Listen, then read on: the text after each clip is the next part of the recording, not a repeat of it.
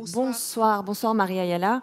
Alors ce soir, vous mettez en avant une personne au destin qui a basculé et qui veut se relever par le sport. Oui. Dites-nous plus. Alors tout d'abord, je tenais au nom de Sanofi à remercier l'équipe du Progrès pour nous associer chaque année à cet événement autour de la santé.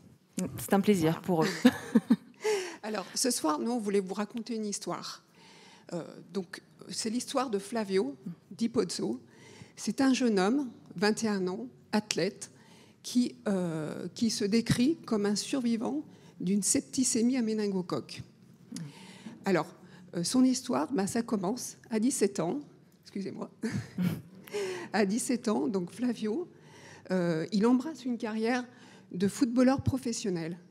Et à ce moment-là, sa vie bascule puisqu'il est atteint du septicémie à méningocoque. Et il survit à cette septicémie. En revanche, il a une jambe amputée et l'autre brisée. Alors, Flavio, il a surmonté ses séquelles émotionnelles, ses séquelles physiques, puisqu'il a décidé de se relever en embrassant une autre discipline, l'athlétisme. Paralympique, du coup. Paralympique, exactement. Alors, ce soir, il n'est pas là parmi nous, oui. Malheureusement, mais je dirais heureusement, puisqu'il est en pleine préparation pour la qualification des Jeux paralympiques, donc 2024. Et on l'encourage.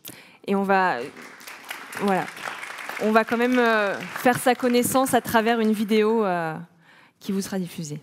Si on a la chance d'être soigné dans les temps, on peut s'en sortir. Et honnêtement, je pense que j'en suis la preuve.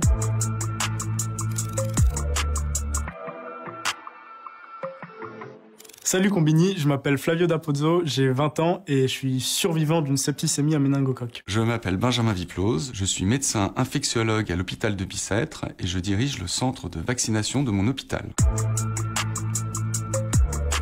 Alors, le méningocoque, c'est une bactérie qui se transmet en contact prolongé par des porteurs sains via des postillons par exemple qui vont justement rentrer dans des muqueuses. C'est comme ça que des personnes qui sont un peu plus fragiles peuvent l'attraper. L'infection, elle commence par le passage de la bactérie de la gorge dans le sang. Ensuite, la bactérie, elle peut aller dans les méninges, qui sont les enveloppes qui entourent le cerveau, c'est la méningite. Ou alors, elle peut disséminer par voie sanguine et entraîner une septicémie. Ces deux formes sont également graves et mortelles. Vu que les symptômes, ce sont de la toux, du rhume, un peu de fébrilité, un peu de fièvre et des courbatures, ça se confond avec quelque chose de tout bête, une grippe en fait. La fièvre s'associe à des forts maux de tête, à des douleurs dans le ventre, à des douleurs dans les cuisses, à une irritabilité inhabituelle. Et dans un deuxième temps, surviennent une raideur de la nuque, une somnolence et des taches rouges sur la peau, pourpre, qu'on appelle un purpura, qui ne disparaissent pas quand on appuie dessus. C'est un signe d'alerte très important, mais il est tardif. Cette bactérie, je l'ai attrapée via quelqu'un de mon entourage que je ne connais pas qui me l'a transmise. Le soir où c'est arrivé, il y a eu des vomissements, un mal de tête très fort et une impossibilité de marcher parce que la bactérie avait tellement atteint mon genou droit que en fait, je ne pouvais plus marcher. Il y a schématiquement deux types de séquelles. Des séquelles neurologiques, avec des troubles de l'audition, des troubles de l'équilibre, des troubles psychologiques, cognitifs. Et puis il y a des séquelles physiques, avec des amputations à cause des nécroses qui sont occasionnées par la maladie. J'ai dû être amputé de ma jambe droite. J'ai également subi plusieurs opérations à ma jambe gauche qui a été très atteinte par le purpura fulminans. Et après, il n'y a pas eu de traitement spécifique, mais je subis toujours des opérations pour réparer les dégâts que cette bactérie a fait. Tout le monde peut être infecté par cette maladie, mais il y a 3 âges plus fréquents, les plus jeunes enfants, les adolescents et les personnes les plus âgées. Il y a des trucs tout bêtes, comme, je sais pas, monter les escaliers, je les monte plus lentement. Pour marcher, j'ai une démarche un peu plus lente, mais dans l'ensemble, j'arrive quand même à faire énormément de choses à partir du moment où j'ai ma prothèse, évidemment. Je trouve que je me débrouille pas mal. La chose la plus difficile à gérer, c'est de ne pas louper le diagnostic en minimisant les symptômes qui au début sont pas toujours évidents. La chose la plus difficile à gérer pour moi, c'est le fait de ne pas pouvoir faire ce que j'ai toujours voulu faire depuis tout petit, donc être footballeur professionnel. C'est quelque chose qui m'impacte limite encore plus que d'avoir perdu ma jambe, mais j'essaie de vivre avec. Cette maladie occasionne environ 500 cas par an. Ça paraît pas beaucoup, mais vu la gravité des symptômes et des séquelles, ça justifie une vaccination. Il faut suivre les recommandations vaccinales en France, c'est-à-dire vacciner les très jeunes enfants, les adolescents avec un rattrapage jusqu'à l'âge de 24 ans et toutes les personnes qui sont à risque d'infection à méningocoque. Vous pouvez en parler avec votre médecin. Alors, Merci. donc Flavio D'Abozzo a une association. Voilà, donc Flavio D'Abozzo a monté une association qui s'appelle TBF, TAF by Flavio. Donc c'est l'espoir, la pensée de Flavio. Et l'objectif en fait de cette association, elle est double. La première, c'est d'accompagner des patients donc en situation de handicap qui sont sportifs, quel que soit leur handicap.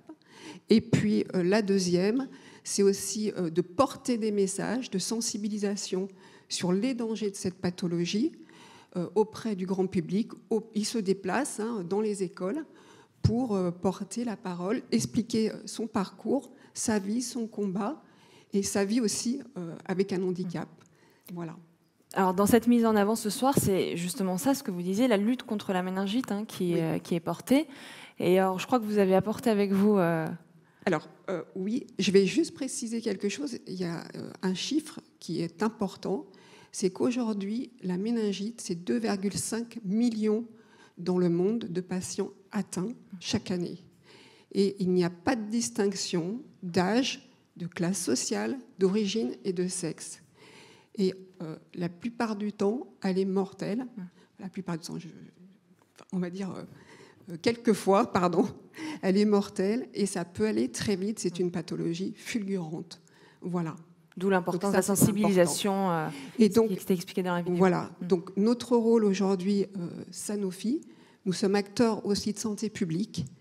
Et j'ai le plaisir de vous annoncer au nom de Sanofi qu'on s'est associé avec deux organisations internationales de lutte contre la méningite pour lancer le premier drapeau de la lutte contre le méningite. Voilà. On va le découvrir ensemble. Exactement. N'oubliez pas, le 5 octobre, donc c'est-à-dire dans quelques jours, c'est la journée mondiale de la lutte contre la méningite. Et voilà, moi, si j'ai alors, si... Dans l'autre sens, pardon. Excusez-moi. Dans ce sens-là. Voilà, on va y arriver.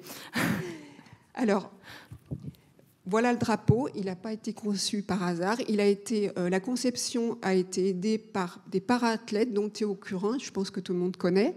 Donc, ils sont atteints de cette pathologie.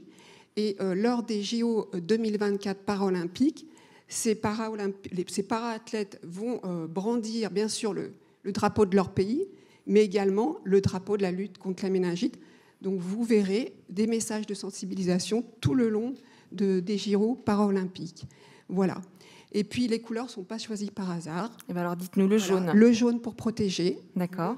Le violet, pour soutenir, et le bleu pour vaincre, tout simplement. Donc, protéger, soutenir, vaincre. Voilà. Merci. Et maintenant que j'ai le micro, je le garde. Oui, allez-y. Je voulais diffuser un dernier message. Je vous invite tous à diffuser ce message par ce drapeau, parce que c'est ensemble que nous devons porter ce combat. Et c'est ensemble, c'est collectivement que nous allons vaincre cette maladie. Et l'OMS s'est fixé pour objectif, d'ici 2030, vaincre cette pathologie. On a besoin de vous. Merci. Voilà. Merci beaucoup, Madame Alaya. Alors, je vous rends le drapeau parce que vous allez... Oui, dites-moi. Oui. Je voudrais Christelle, Paul Alan, Catherine et Nathalie avec moi pour la photo, pas de problème. Alors, voilà, prenez le... Ils ont un pins chacun, parfait. Le drapeau, les pins, une petite photo souvenir.